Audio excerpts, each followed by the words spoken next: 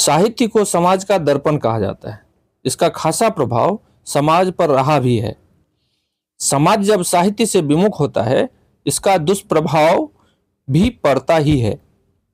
समाज जब अपनी तरफ घूर के नहीं देखेगा तो अच्छा या बुरा का चिंतन उससे दूर होता जाएगा।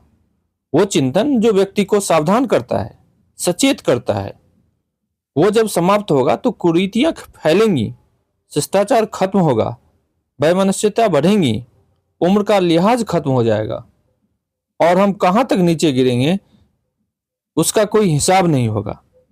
इसलिए साहित्य से दूर होना कभी भी शुभ नहीं रहा है। कल मैं साहित्य के एक समारोह में था। पोथी का विमोचन होना था। करीब 2 दर्जन उपस्थित लोगों को देखकर यह लगा कि 45 वर्ष से कम उम्र के लोग 9 के बराबर थे।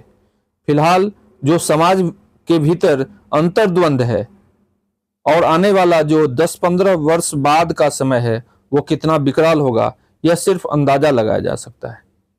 बहरहाल इस परिसर की अथवा किसी भी भाषा के साहित्य की सबसे दीर्घजीवी संस्था है साहित्य की।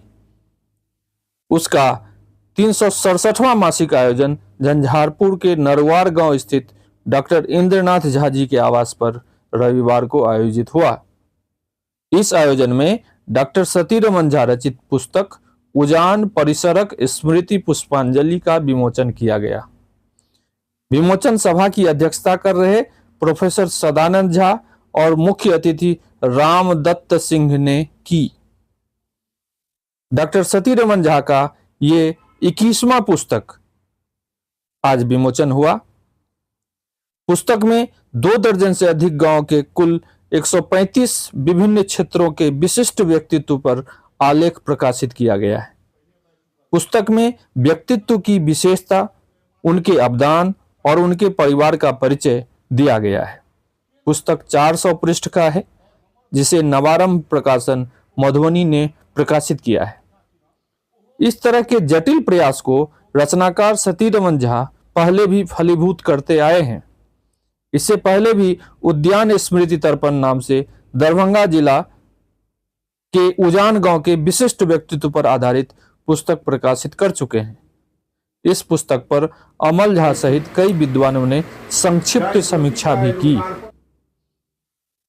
अधिकांश विद्वानों ने उनके इस प्रयास की भूरी भूरी प्रशंसा की, सराहना की।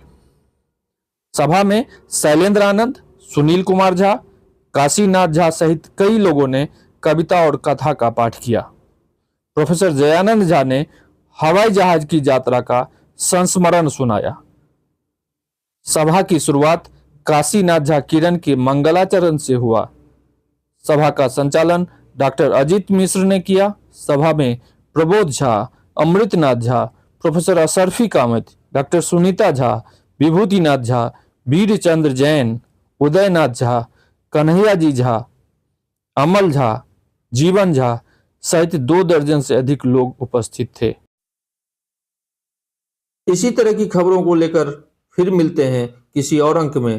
तब तक अपना विचार लिंक में कमेंट करें, लाइक करें, सब्सक्राइब और शेयर अवश्य करें, ताकि मैं आपके इस डिजिटल प्लेटफॉर्म पर चुनिंदा विषयों को लेकर आता रहूं।